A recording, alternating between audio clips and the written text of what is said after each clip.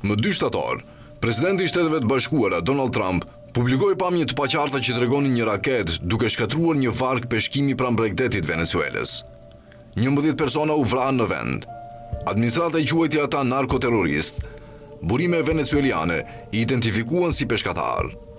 Që atëherë, ushtria amerikane ka kryer të paktën 22 sulme, duke vrarë 87 persona, ndërsa hetimet zbuluan se sulmi i parë përfshinte edhe një goditje të dytë për të vrarë 2 të mbijetuar që ishin kapur pas rënojave.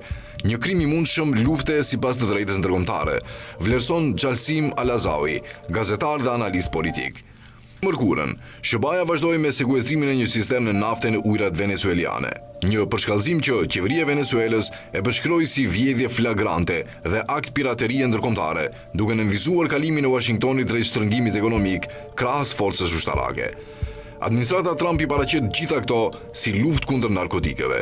Kritikët e quajnë ndryshim regjimi, por dimensioni më rrezikshëm i kësaj krize nuk ka të bëjë as pak me Venezuelën. Ai lidhet me konsolidimin e pushtetit ekzekutiv brenda vetë SBA-s, thot Alazawi. Nëse kjo do të kishte të bënte me naftën, asgjë nga qasja aktuale nuk do të kishte kuptim. SBA prodhon më shumë naftë se çdo vend tjetër në histori, duke eksportuar miliona fuqi çdo ditë. As Amerika dhe as Europa nuk përballen me mungesë nafte që do të kërkonte ndërhyrje ushtarake. Venezuela ndërkohë zotron rezervat më të mëdha të provuara në botë, 303 miliard fuqi, por infrastruktura e saj e naftës është rënd e degraduar. Më do me thënë se është se rrugë ligjore për qasjen në naftën venezueliane tashmë ekzistojnë. SBA mund të heqë sanksionet, të zgjerojë operacionet e Chevronit ose të rihap korridorin energjetik, masa që nuk kërkojnë as anije luftarake, as anashkalim të Kongresit. Ndryshimi themelor në llogaritjen e Washingtonit për Venezuelën lidhet më pak me kompanitë e naftës dhe më shumë me fondet e kapitalit privat dhe kontraktorët e mbrojtjes, interesat të përqendruara jo te fuqit, por te kontratat e rindërtimit, të drejtat minerare dhe leverazhi territorial në një skenar pas Maduros. Së bashku, këto dinamike e bëjnë të qartë se logjika që drejton politikën amerikane qëndron jashtë ekonomisë së naftës, shkruan Alazawi. Që nga viti 2015, SBA ka mbajtur një emergjencë kombëtare lidhur me Venezuelën, sipas aktit të emergjencave kombëtare. Kjo shpallje hap qasje në mbi 120 kompetenca statutore specifike, përfshirë sekuestrimin e aseteve, rregullimin e tregtisë dhe dislokimin ushtarak, autoritetet që anashkalojnë autorizimin normal të Kongresit dhe funksionojnë në mbikëqyrje minimale legjislative. Trump ka shtresuar sistematikisht masa të tjera emergjente. Në mars, ai e shpalli Tren de Aragua, organizatë të huaj terroriste, zgjeroi për kufizimin ligjor qeverisë së Venezuelës për të përfshirë praktikisht çdo entitet të lidhur, nga ministrit te ndërmarrje shtetërore, dhe vendosi tarifa 25% për vendet që importojnë naftë venezueliane. Në gusht, ai nënshkroi një direktivë sekrete që autorizon përdorimin e forcës ushtarake kundër karteleve të drogës në Amerikën Latine, një vendim i marrë pa përfshirjen e rojës bregdetare dhe i mbështetur vetëm të asetet e marinës, duke thyer dekada precedenti të ndërhyrjeve detare dhe duke konsoliduar më tej diskrecionin ekzekutiv.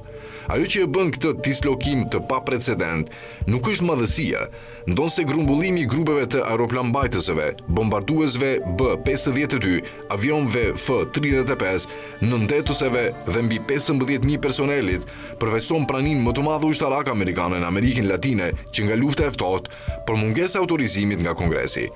Ligjvënës nga të dyja partitë janë ankuar se nuk është ofruar justifikim ligjor, lista objektivash apo prova për personat e vrarë. Senati ka refuzuar 2 herë rezoluta për të kufizuar autoritetin ushtarak të Trumpit ndaj Venezuelës, duke lënë pushtetin ekzekutiv në fuqi, pa kontroll.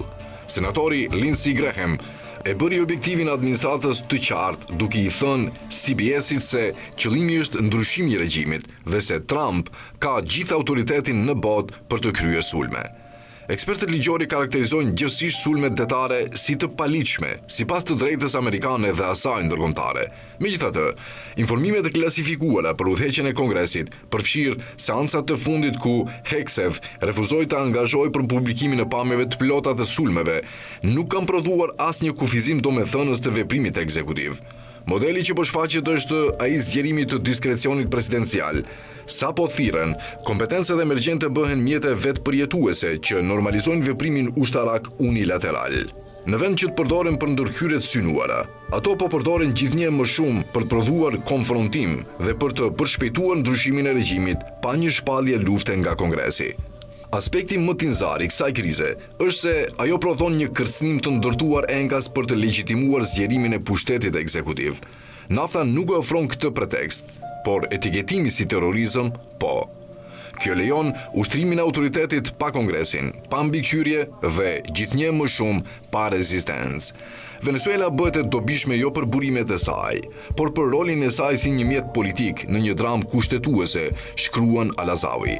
Ndërsa Trump i ka kërcënuar hapur me sulme toksore dhe ka deklaruar se hapësira ajrore mbi Venezuelë duhet të konsiderohet e mbyllur, administrata po harton në heshtje plane për ditën pas në rast se Maduro bie. Populli venezuelian, që tashmë vuan nga kolapsi ekonomik dhe represioni politik, përballet tani me perspektiven e të qenit dëm kolateral në projektin e konsolidimit të pushtetit të dikujt tjetër. Më shumë se 7 milion venezuelian kanë ikur jashtë vendit, dhe ata që kanë mbetur përballen me rrezikun në rritje të një krize të fabrikuar, e projektuar jo për t'i çliruar, por për t'i shërbyer llogaritjeve politike të largëta, vlerëson Al-Azawi.